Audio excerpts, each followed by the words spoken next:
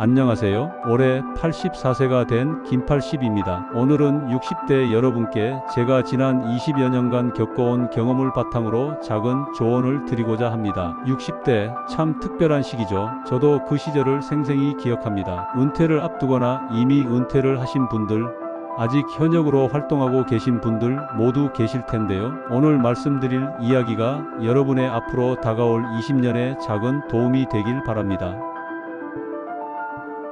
건강관리의 중요성. 60대 여러분, 지금이 건강관리의 골든타임입니다. 제가 80대가 되어 절실히 느끼는 것은 건강이 최우선이라는 것입니다.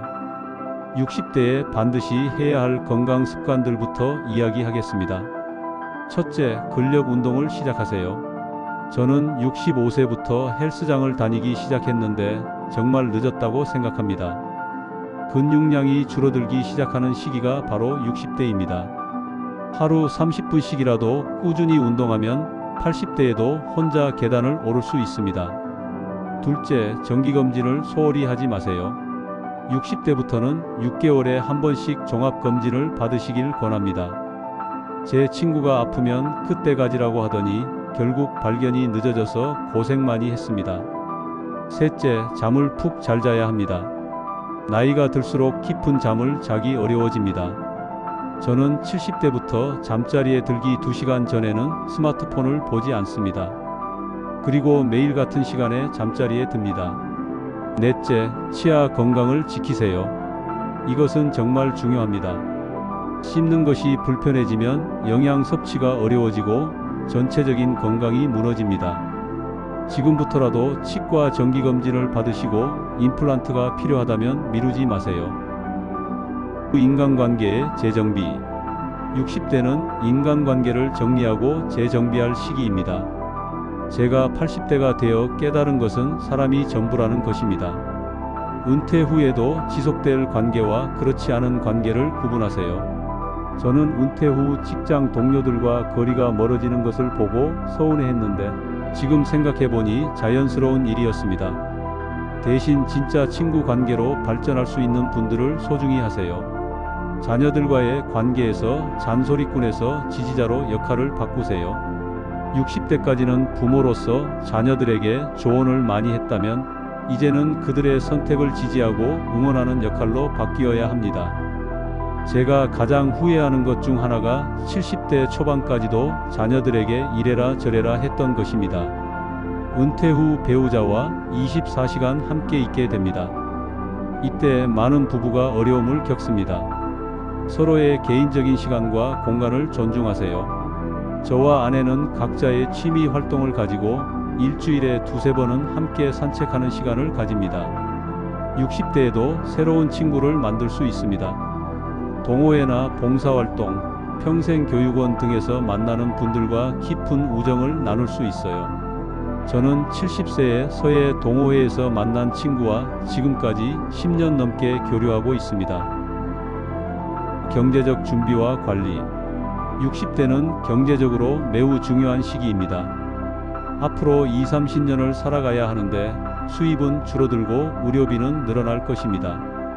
연금과 노후자금, 국민연금, 퇴직금, 개인연금 등을 정확히 파악하세요. 저는 65세 때 향후 20년간의 생활비를 계산해보고 충격을 받았습니다. 생각보다 부족했거든요. 지금이라도 정확한 계산을 해보시길 권합니다. 부동산 관리. 60대에는 부동산 정리를 고려해야 합니다. 큰 집에서 작은 집으로, 관리가 어려운 곳에서 편리한 곳으로 이사를 고려해보세요. 저는 75세에 아파트로 이사했는데 진작했어야 했다고 후회했습니다.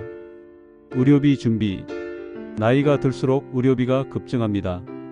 건강보험으로 해결되지 않는 부분들을 위해 별도의 의료비 적립을 하세요. 저는 매월 일정 금액을 의료비 통장에 따로 저축하고 있습니다.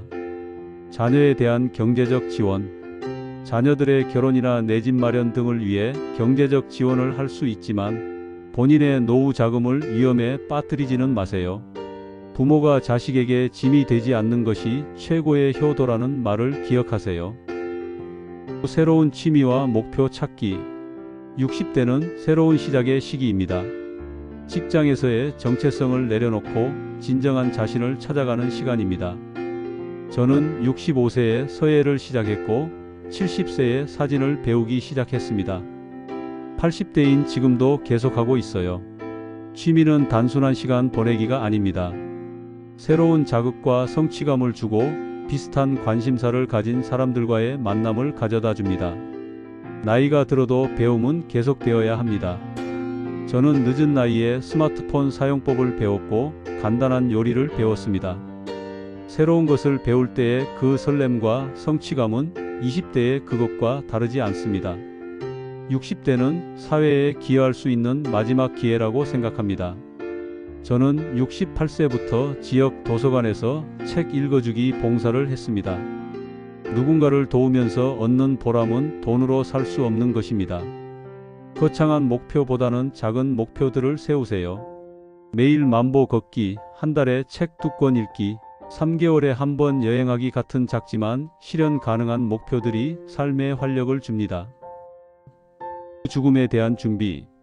이 이야기를 꺼내기가 쉽지 않지만 60대부터는 죽음에 대해서도 생각해야 합니다. 이것은 우울한 이야기가 아니라 더 의미 있는 삶을 위한 준비입니다.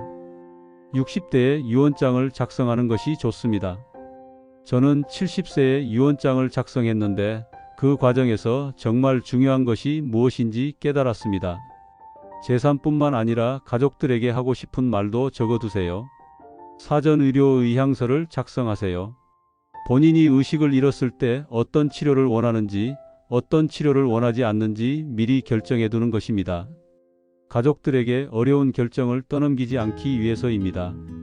60대는 인생을 정리할 시기입니다. 후회되는 일들, 고마운 사람들, 하지 못한 말들을 정리하세요. 저는 68세에 어린 시절 친구들을 찾아가서 고마웠던 마음을 전했습니다. 그때의 감동을 아직도 잊을 수 없습니다. 죽음에 대해 가족들과 솔직하게 대화하세요.